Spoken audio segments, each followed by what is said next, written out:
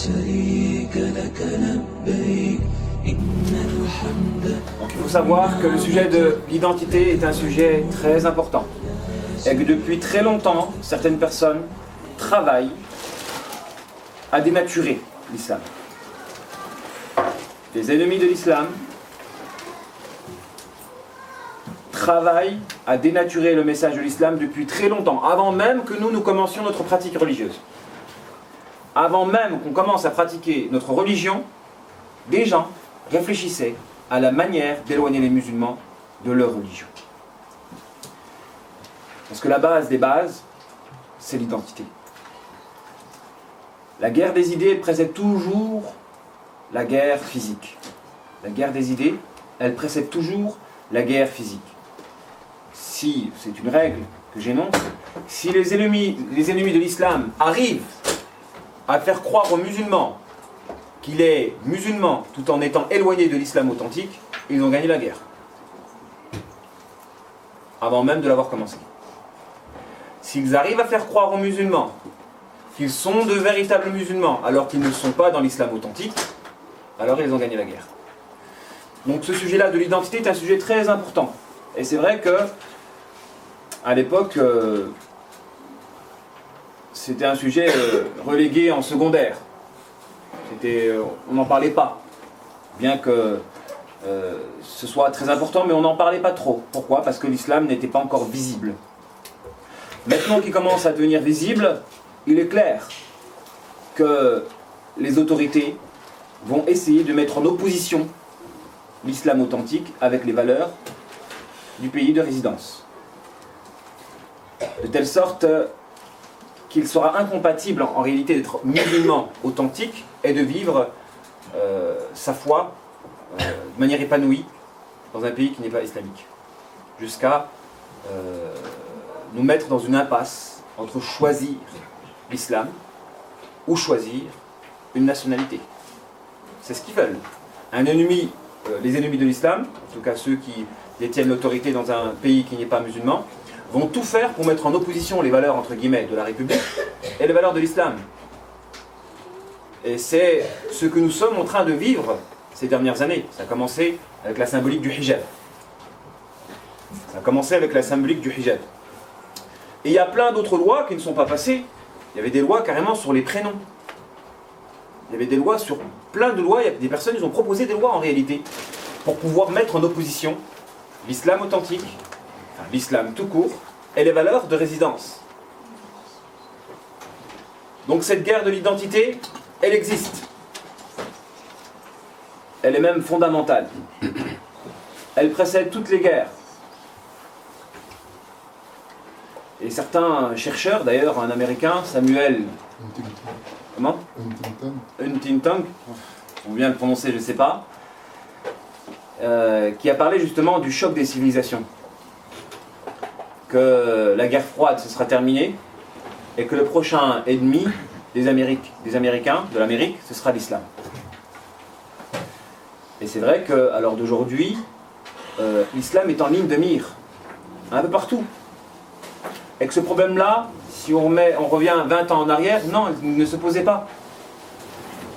Dans les débuts des années 90, encore que ça commençait à ce moment-là, ça a commencé parce que le réveil de l'islam, en Occident, ou dans le monde d'une manière générale, a commencé dans les années 90, où beaucoup de gens ont commencé à revenir à la pratique religieuse, etc. Mais dans les années 80, on ne trouvait pas grand-chose.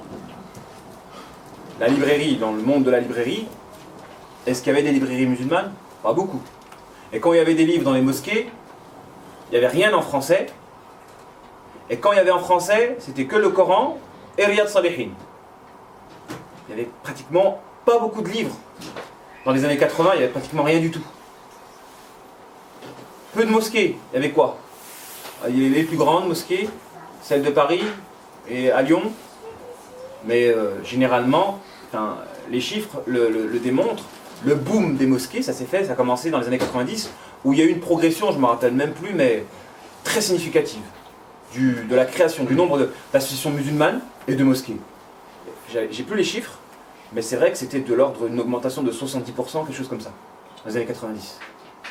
Donc il y a eu un réveil de l'islam, qui est lié aussi un petit peu aux facteurs extérieurs, à ce qui s'est passé en Algérie, etc. Mais il y a eu un réveil de l'islam. Et dès qu'il y a eu ce réveil-là, ça a poussé des personnes à réfléchir. Parce qu'une minorité est importante dans un pays. En tout cas, tout État a le devoir de contrôler ses minorités. De les contrôler, ces minorités. Ça a toujours été un objectif d'un État souverain que de contrôler ses minorités. Platon le dit lui-même dans République. Hein, le contrôle des naissances. Il faut contrôler les naissances. Et parfois, dans certaines lois françaises, il y a des éléments qui nous permettent de voir que l'État aspire à contrôler sa minorité. Par l'imposition, par exemple, du mariage civil. Ils ne l'imposent pas aux non-musulmans, mais vont l'imposer pour les musulmans. Donc, il faut être convaincu que des personnes réfléchissent justement à nous éloigner de l'islam. Ils réfléchissent et ils travaillent. En premier lieu, les médias. Et pour la plupart, ils ont obtenu des résultats. Hein, parce que quand on regarde, alhamdoulilah, par la grâce d'Allah, beaucoup parmi nous sont revenus à la religion. Énormément sont revenus à la religion par une grâce venant d'Allah subhanahu wa ta'ala. Essayez de vous avancer les frères, Inch'Allah. Pour laisser un peu de place.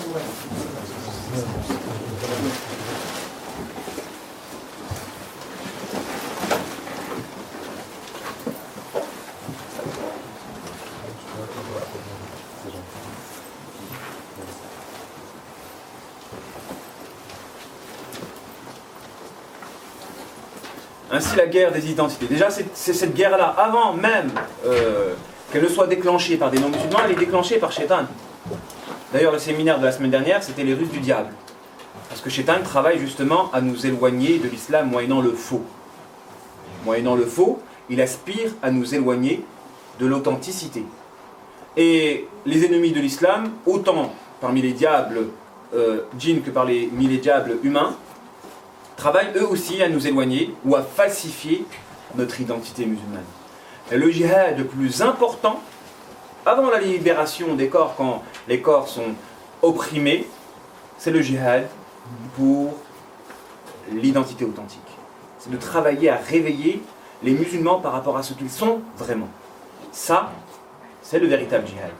Un djihad qui peut précéder le djihad physique, c'est de travailler à faire prendre conscience aux gens de qui ils sont, en les appelant justement à revenir à l'islam authentique. Essayez de rentrer, Inch'Allah. C'est mieux ici.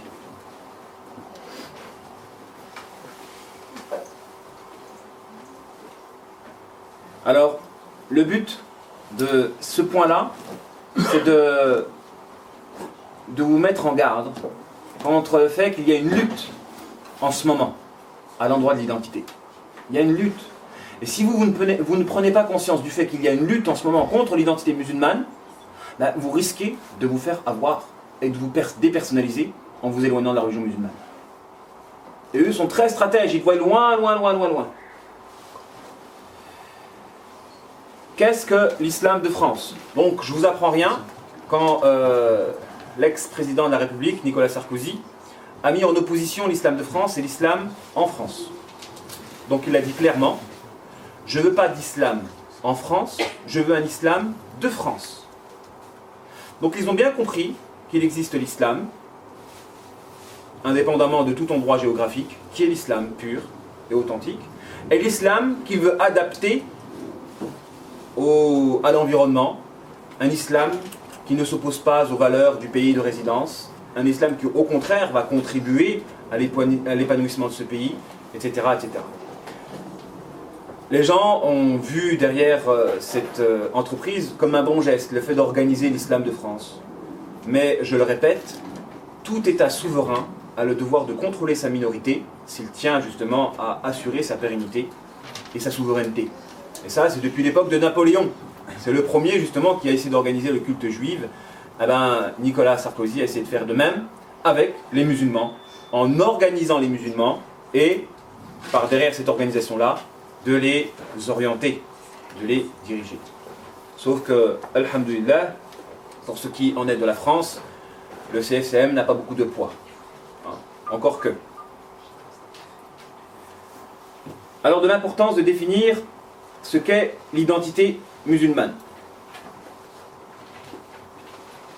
C'est important de le définir, parce que si on ne sait pas ce que c'est que l'identité musulmane, on ne pourra pas lutter justement pour la défendre. Une identité se définit par deux choses. D'abord, il faut comprendre que l'identité, il y a deux aspects, il y a deux dimensions. Il y a une identité individuelle et une identité collective. L'identité individuelle, et les deux sont interdépendants. L'identité individuelle découle de notre croyance et de notre foi. On définit l'identité par ta croyance, ta aqida et ton minhaj. Ça, c'est pour ce qui en est de l'identité individuelle. L'identité géographique, et beaucoup de gens n'accordent pas beaucoup d'importance à celle-ci, alors qu'elle est fondamentale, c'est celle qui découle de notre leader et de notre espace de résidence. Oui. Et l'identité individuelle et l'identité collective sont interdépendants. Interdépendants. C'est-à-dire que ton identité individuelle, elle peut être affectée par ton identité collective, comme ton identité collective peut être affectée par ton identité individuelle. Donc si on est musulman, individuellement, mais on prend pour autorité un autre qu'un musulman, et on vit dans un espace où les valeurs de l'islam ne sont pas ne sont pas dominantes, nous allons nous dépersonnaliser naturellement. 90% des musulmans ne sont pas au courant de ce principe. 90% de ces musulmans ne sont pas au courant que l'identité est double. Il existe une identité individuelle et une identité collective. Être musulman individuellement, ce n'est pas suffisant pour être considéré comme un musulman authentique. Le problème de l'autorité musulmane ou du califat ne s'est pas posé, c'est vrai, durant toute l'époque qui a suivi le prophète ﷺ jusqu'à ce siècle-là.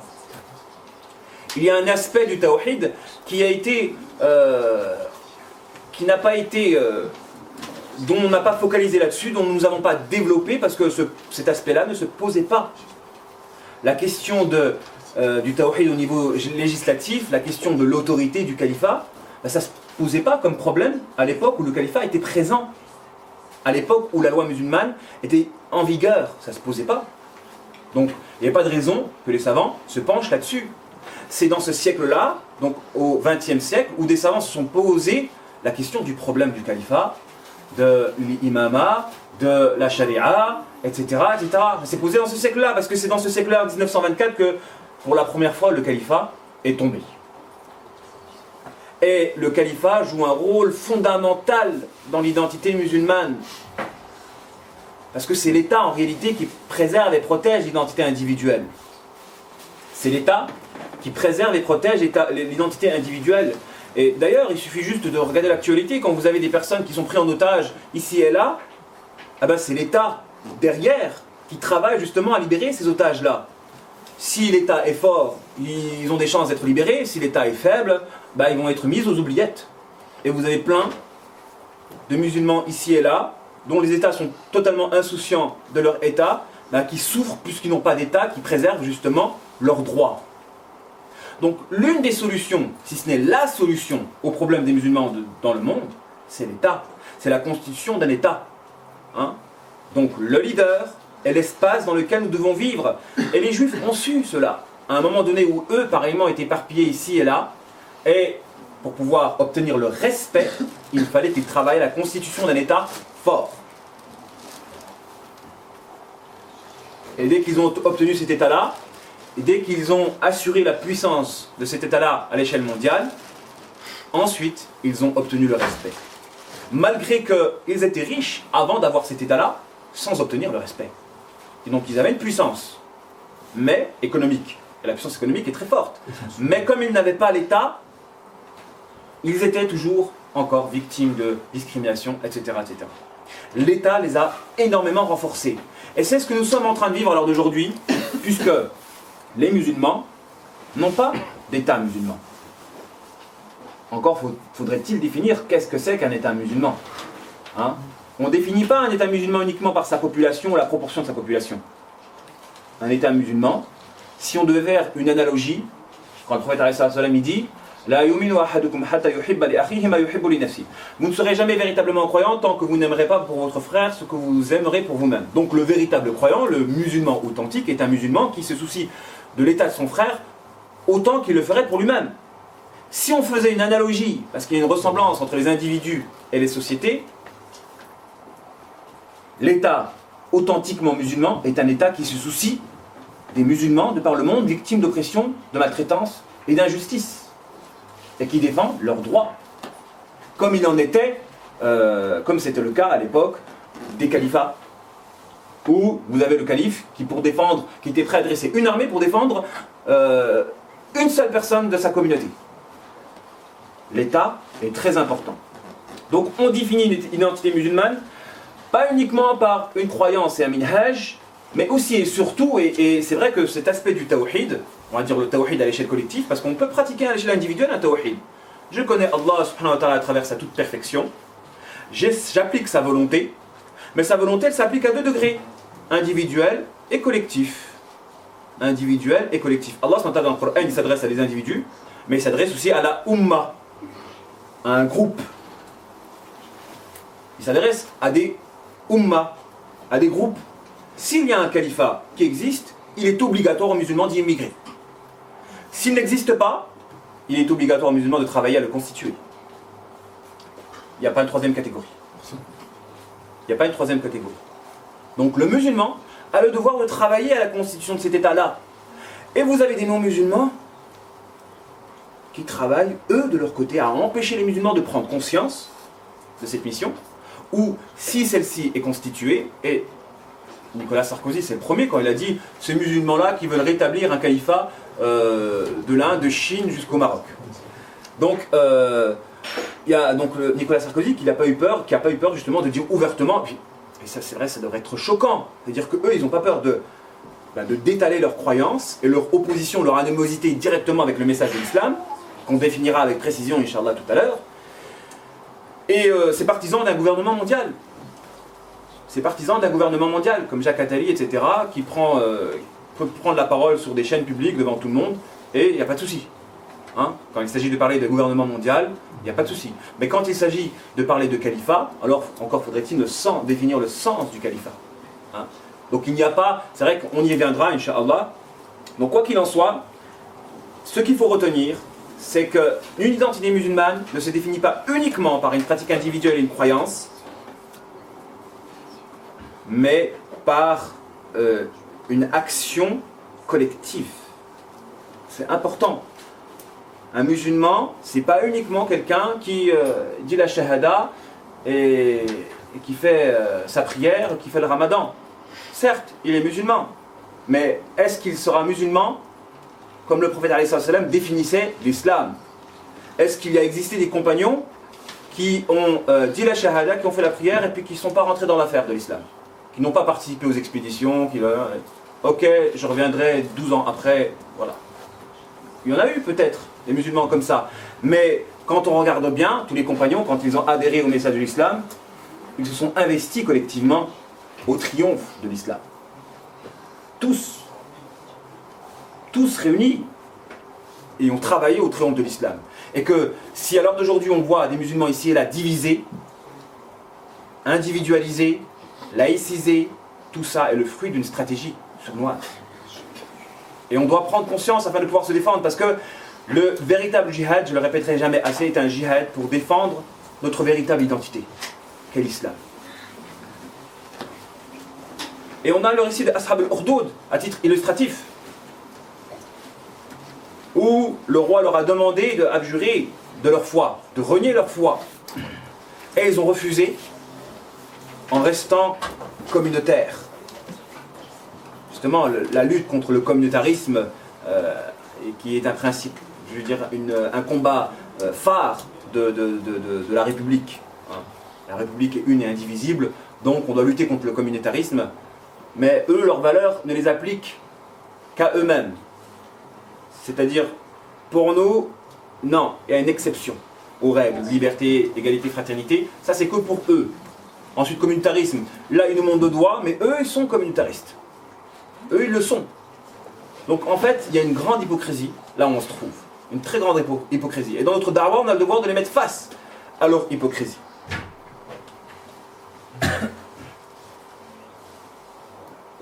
De la lutte contre l'islam authentique. Ainsi comprenez que les ennemis de l'islam vont travailler de leur côté à lutter contre l'islam authentique, en essayant de briser les concepts de khalifa, de tawhid, de umma, tous les concepts de sharia, tous les concepts clés qui font notre islam, de jihad. Ils vont essayer de les salir, jusqu'au point où on a honte de les utiliser. On a peur de les utiliser. Si tu as peur d'utiliser un terme qui définit ton identité, tu te dépersonnalises. Alors que nous, on a le devoir, justement, de définir qu'est-ce que l'islam authentique, et en toute fierté, parce qu'il faut être convaincu que l'islam authentique est un islam qui se défend rationnellement. On n'a pas à le cacher. Il est capable de se défendre rationnellement parce que c'est la vérité. La vérité illumine tout le monde. On n'a pas à cacher. On n'a pas à cacher. Hein? Et nous, on tombe dans le piège quand on croit ce que eux veulent nous transmettre. Lorsqu'on on apprend notre religion à travers un référentiel qui n'est pas islamique, comme la télévision. Et le plus grand des combattants de l'islam authentique, c'est, comme vous le savez, les médias, avec leurs films. De toute façon, les Américains, ça a toujours été ça. Quand ils ont voulu salir l'URSS, à l'époque de la guerre froide, allez, c'était Rocky 4. Hein, l'Américain contre le Russe. Quand c'était, justement, Rocky Rambo aussi. L'Américain en Afghanistan, le gars il vient et il gagne la guerre contre les Russes en aidant les Afghans. Donc Rocky, Rambo, etc. Donc c'est cette manière-là. Et on voit, il y a énormément de films qui sortent récemment pour combattre l'islam de manière sournoise. Et nous, on tombe dans le piège de les regarder, ces films-là. Autant des films qui sont là pour défendre d'autres identités, d'autres valeurs fausses, autant des films pour dénaturer l'islam, autant des films pour essayer de dévergonder notre communauté, en passant par la femme. Secret Story, les émissions, là, comment ça s'appelle? Les émissions de télé-réalité. 20 ans en arrière, il n'y avait aucun Maghrébin, aucun Africain à la télévision. 20, 30 ans en arrière, aucun. C'était réservé pour eux. Ils ont vu que c'était dangereux que de laisser le communautarisme s'exprimer. Pourquoi? Parce que ça soude les gens dans une identité. Eux, ils ont besoin de faire en sorte que les gens se fondent. Et quand ils se fondent dans la masse, ils disparaissent. Ils disparaissent. Et les valeurs qui font leur identité disparaissent aussi.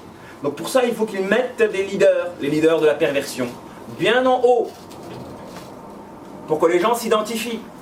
Et donc c'est normal s'ils placent toujours dans une télé-réalité un petit maghrébin, un petit africain, qui va, entre guillemets, et encore mieux, un petit maghrébin, un petit africain, un petit peu musulman. Comme la fouine. La fouine, il va à Salat al-Jumu'ah et le soir il va en boîte de nuit. Et il le dit ouvertement. C'est pas contradictoire. C'est quoi ça, c'est pas contradictoire? Eux, et rappelez-vous des ruses du diable, le diable n'arnaque pas l'être humain en venant avec le mal directement. Il vient avec du bien, de façade, et derrière se trouve le mal. Donc il ne va pas emmener quelqu'un qui est entièrement égaré. Il va emmener quelqu'un qui va t'avoir par le bon côté de sa personne. Je fais la prière du Jumu'ah. Et ceux qui ont dans leur cœur une maladie, ils sont contents que lui est dans l'islam. Subhanallah. Il faut écarter ces gens-là. Ils salissent plus notre religion et pervertissent la jeunesse. Ils pervertissent la jeunesse. Non, ces gens-là n'ont rien à voir avec l'islam, mais rien du tout. Et c'est une faiblesse dans le cœur que de chercher à légitimer la vérité par l'adhésion de personnes célèbres. Oh, Jamel Debbouze. Oh, c'est quoi ces gens-là? C'est quoi ces gens-là? C'est les nouveaux prophètes en fait. Les prophètes, les hommes de télévision sont des prophètes. Hein? S'ils sont pris comme des références dans ta manière d'agir dans le monde, dans ta manière de comprendre le monde, dans ta manière de voir le monde, en réalité, ces gens-là sont devenus des prophètes. Et il est intolérable, et c'est de la bêtise pure, que de voir, enfin, c'est même de la mécréance, que de voir des musulmans accorder de l'importance à des hommes de télé. L'émission M6, tu sais ce qui s'est dit l'émission M6? En fait, le hadith. Le hadith M6 ou le hadith de France 3. En fait, c'est une importance. Maintenant, les musulmans ils accordent beaucoup d'importance à ce qui se dit à la télévision. Au point où ça gouverne un peu leur manière de concevoir les choses. La télévision, elle a pris vraiment le rôle Coran à l'heure d'aujourd'hui. Et les musulmans sont tombés dans le piège. En normalisant justement la télévision, en accordant l'importance à ces émissions-là. À ces émissions-là, que normalement, non, nous c'est le Kitab et la Sunna, point. Point, pas plus. Donc, la plus grande des luttes, elle est faite, bon, bien sûr, à l'échelle politique, elle est faite à l'échelle des médias, et elle est faite à l'échelle de la gestion des mosquées. Dans tous les cas, il faut comprendre que l'islam authentique est combattu. On ne laissera pas un musulman authentique s'exprimer. Ça, il faut en être sûr. On ne laissera pas. D'ailleurs, si on le laisse s'exprimer, c'est à deux conditions. Qu'il n'a pas d'argent, qu'il n'y a pas beaucoup de monde avec lui. Qu'il n'y a pas beaucoup d'adhérents. L'islam authentique est toléré dans un pays non musulman à deux conditions. Il ne faut pas qu'il soit riche, il ne faut pas qu'il ait beaucoup de membres. Donc tant qu'il n'est pas inquiétant, dis ce que tu veux. En Europe, tant que tu n'es pas inquiétant, encore en France, il y a plus de liberté qu'ailleurs. Dans d'autres pays, par exemple comme l'Allemagne, c'est encore plus rigoureux qu'en France. Plus sévère, les libertés sont plus restreintes qu'en France. En France, ils ont la règle, tant que tu n'es pas inquiétant, donc tant que tu n'es pas riche, ou tant que tu n'as pas beaucoup de monde, on te laisse tranquille. Voilà, ça c'est la règle. Mais il faut être sûr et convaincu que l'islam authentique, quand il triomphe, quand il progresse, nécessairement, il va générer des craintes chez le gouvernement qui l'héberge. Pourquoi? Parce que l'islam authentique est un islam réformateur, il change. Il enlève le pouvoir que les hommes ont sur les autres hommes pour le donner à Allah. Et certaines personnes veulent conserver leur pouvoir. Donc c'est pourquoi, dans tous les cas, un État n'acceptera jamais la progression de l'islam authentique. Jamais. Jamais. Et l'histoire le prouve. On n'a pas eu d'exemple dans le monde occidental, en tout cas dans le monde arabe, on les a eus. Dès que l'islam a progressé, pacifiquement, légalement, spirituellement, rationnellement, les chefs d'État se sont vengés sévèrement. Et ont généré des massacres. C'est quelque chose de logique et rationnel. Ils veulent rester au pouvoir, ils ont des milliards, ils ne vont pas laisser l'islam leur enlever ces milliards. Et les Mécois, c'était pareil à l'époque du prophète, alayhi salam. Le prophète, regardez, ils lui ont proposé l'autorité. Le prophète a refusé. Parce que lui, il voulait justement la libération des hommes vis-à-vis de cette domination injuste. Et celle-ci ne peut se faire que par le tawhid complet et entier, pas par de la corruption. Donc pareil, les Mécois, ils voulaient toujours conserver leur business axé autour des idoles et de leur mainmise sur la Mecque, qui était un carrefour de commerçants. Et leur attache justement aux traditions ancestrales et anciennes, etc. Et d'avoir une personne qui vient et qui va briser toutes ces idoles et en faire une seule et unique divinité, ça c'était quelque chose d'étonnant pour eux. Donc dites-vous bien que quelqu'un qui vient avec le tawhid, forcément il va briser certains intérêts. Que certaines personnes ne veulent pas lâcher. Ils ne veulent pas les lâcher, ces intérêts-là. Donc forcément il ne va pas être apprécié. C'est pourquoi il existe une règle. Les ténèbres, pour rester là où ils sont obligés d'être intolérants à l'endroit de la lumière. Parce qu'il n'y a pas d'égalité dans le combat lumière-ténèbres. Il n'y a pas d'égalité. Mélangez les ténèbres et la lumière, les ténèbres s'en vont. Les ténèbres n'existent que parce que la lumière est absente. Si vous allumez la lumière, les ténèbres s'en vont. Donc, la lumière, elle peut tolérer les ténèbres. Nous, musulmans, quand nous avons le pouvoir, nous tolérons les juifs et les chrétiens, chez nous, en leur donnant la liberté de culte. Sans problème. D'ailleurs, les plus grandes productions intellectuelles juives se sont faites sous domination musulmane durant l'époque de l'Espagne musulmane. Donc nous, musulmans, quand nous avons le pouvoir, nous pouvons tolérer, parce que la lumière ne peut pas disparaître, même en présence des ténèbres. Par contre, les ténèbres, s'ils laissent la lumière, s'ils tolèrent la lumière, ils disparaissent. C'est pourquoi la tolérance et la liberté qui nous est octroyée ici en France permet justement beaucoup de conversions. Qui les inquiète. Qui les inquiète. Parce que, et c'est l'un des pays où il y a pratiquement le plus de convertis dans le monde, la France. Il y a énormément de musulmans. Et les stratèges, en tout cas ceux qui réfléchissent, ils se disent « Oh, nous risquons d'avoir un problème de démographie. » Démographie. Est-ce que les enfants de musulmans vont devenir supérieurs au nombre des enfants de Français souches? D'où l'arrêt du caractère obligatoire du service militaire pour les personnes qui sont nées après 1979. Ce n'était pas un hasard. Hein? Donc eux réfléchissent très longtemps. Enfin, bien en avance, ils avaient réfléchi sur ces problèmes-là de démographie. Et il est vrai qu'en France, le nombre de musulmans augmente énormément. Énormément. Et vous avez juste à voir l'Île-de-France, par exemple. Hein, et que la majorité de la population française souche est plutôt vieille. Donc le papy-boom. Il y a eu le baby-boom. Donc là, on va rentrer dans l'ère du papy-boom entre 2010 jusqu'à 2020.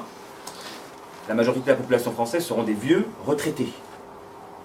Et donc la jeunesse vivante qui booste, etc., elle, en tout cas, elle sera marquée par une forte présence musulmane. Et ça les inquiète. Ça les inquiète. Donc ils vont lutter contre l'islam, et il ne faut pas sous-estimer leur riposte. Attention.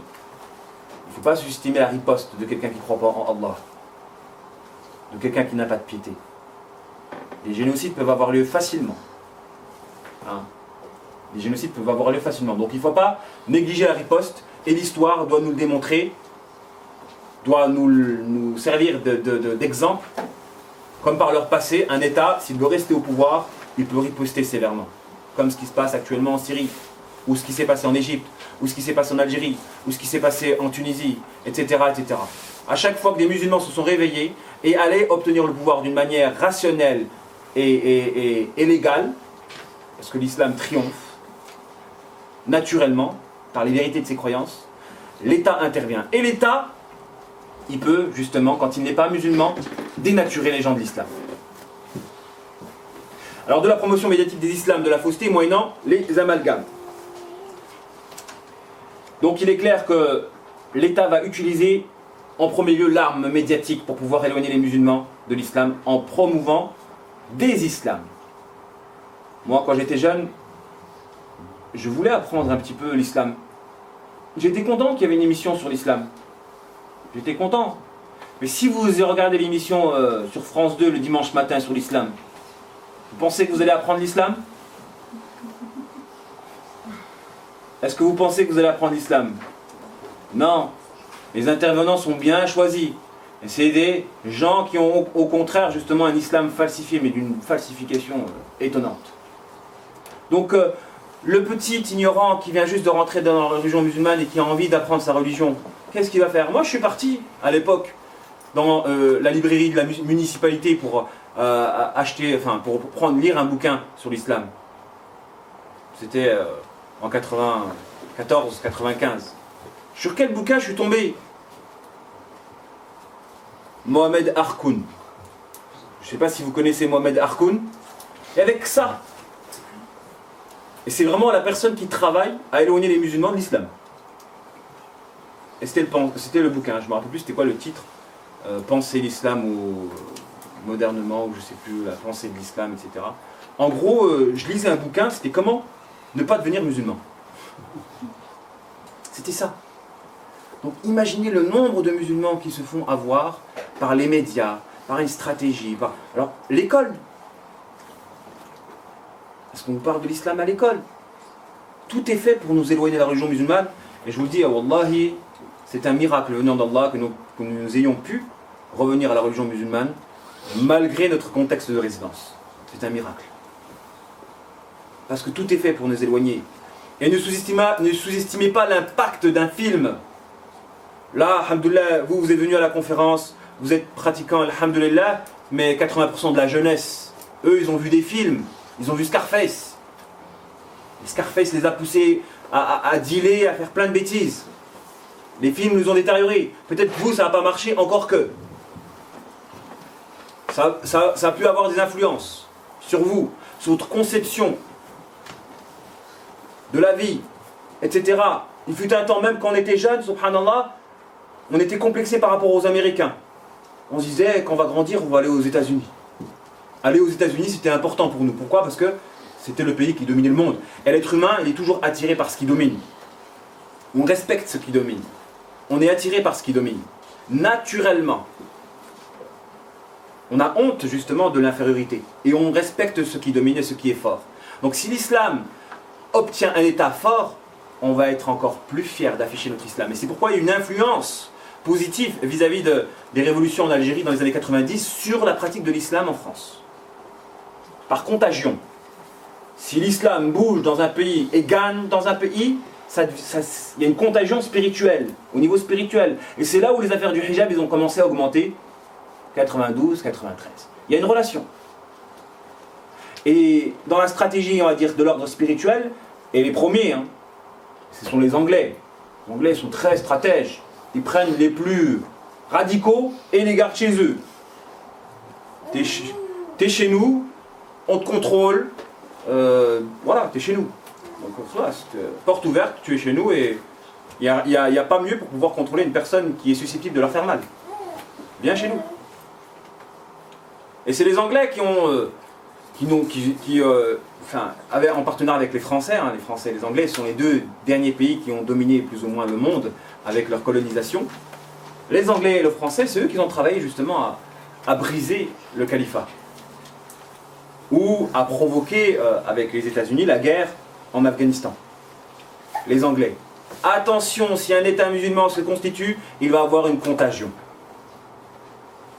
Parce que l'islam sommeille dans le cœur de beaucoup de musulmans. Il est à l'intérieur, mais il est étouffé. Pourquoi? Parce qu'on n'a que l'islam individuel et pas l'islam collectif.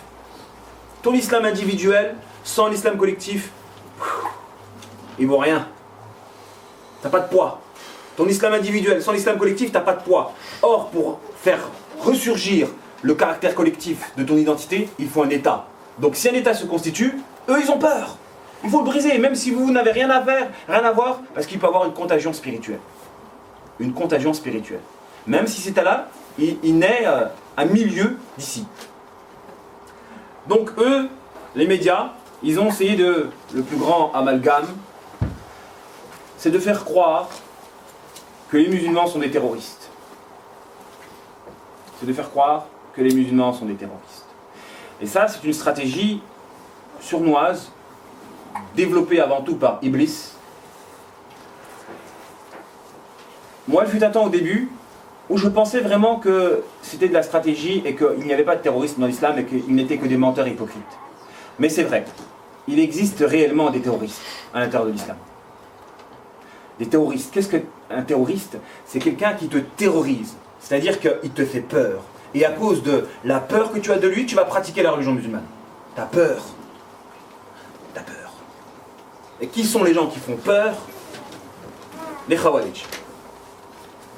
Les Khawarij, ce sont des gens qui se croient les meilleurs de l'humanité en accomplissant les actes qu'Allah déteste le plus.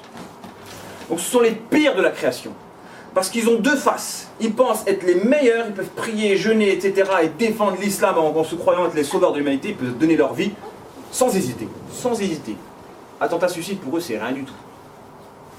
Mais ce sont les êtres les plus détestés d'Allah. Pourquoi? Parce qu'ils répandent le sang des musulmans. Et là où ils se trouvent eux, les gens pratiquent l'islam parce qu'ils sont terrorisés. Ils ont peur.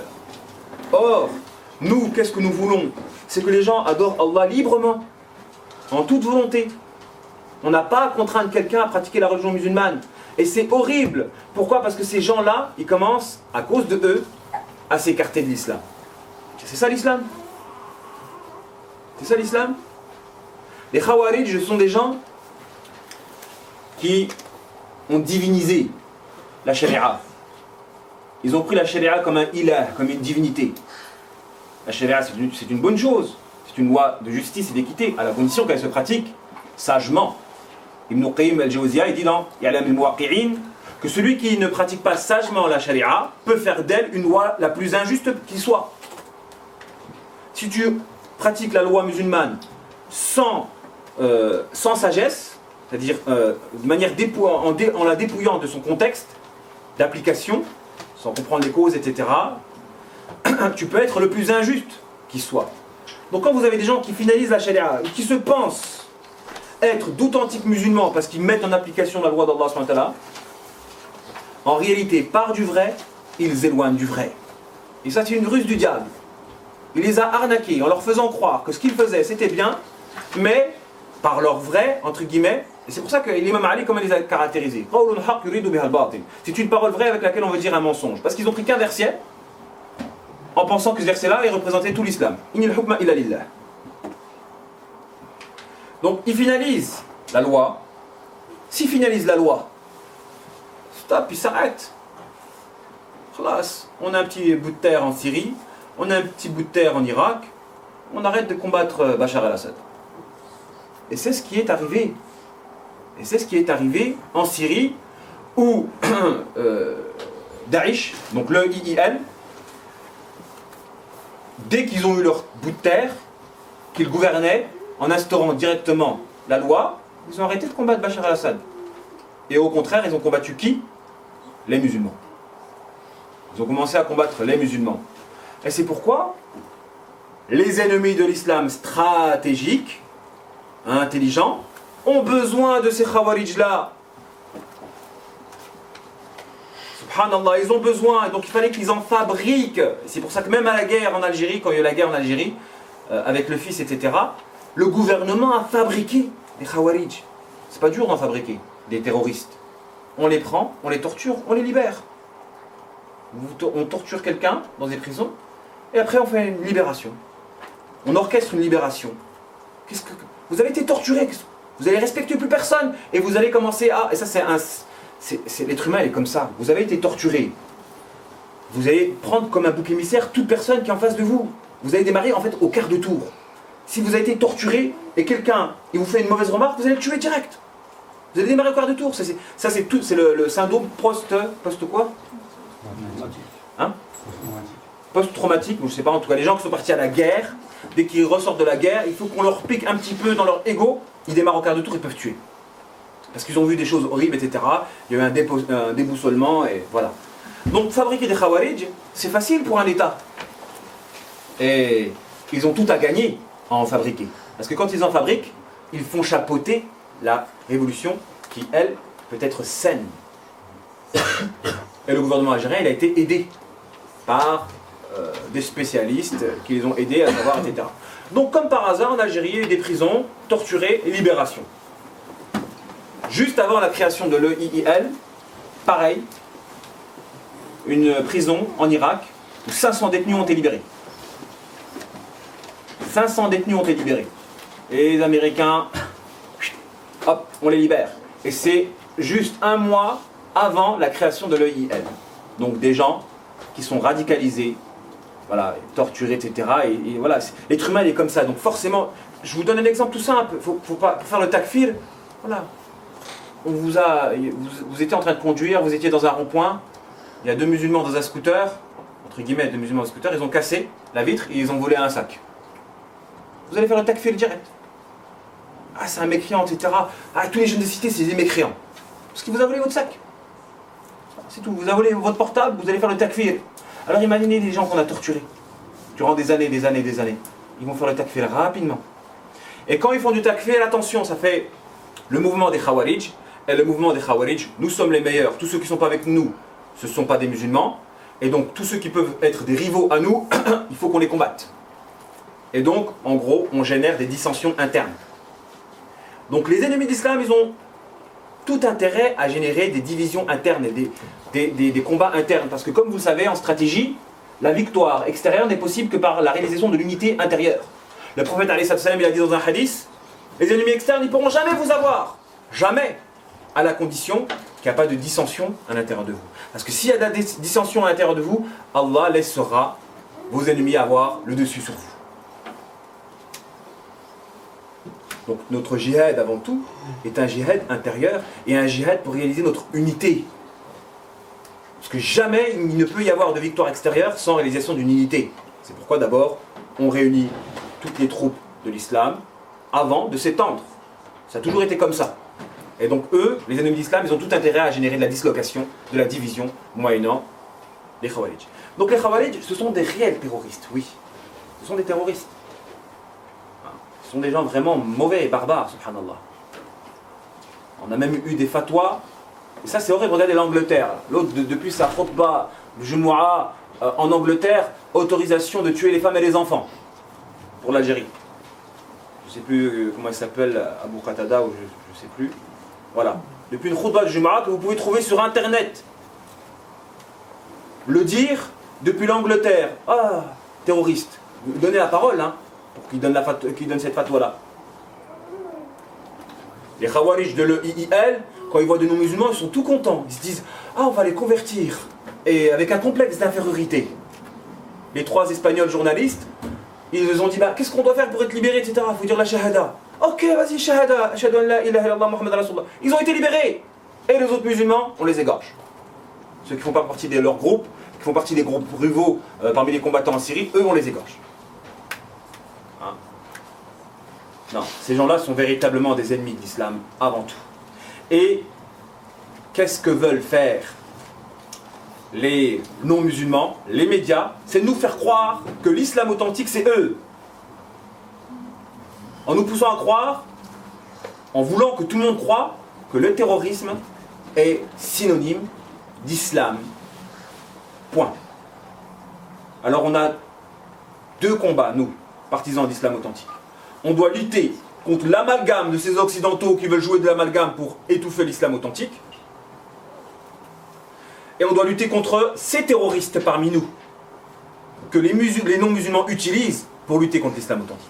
On a 2 combats, un combat interne, un combat externe.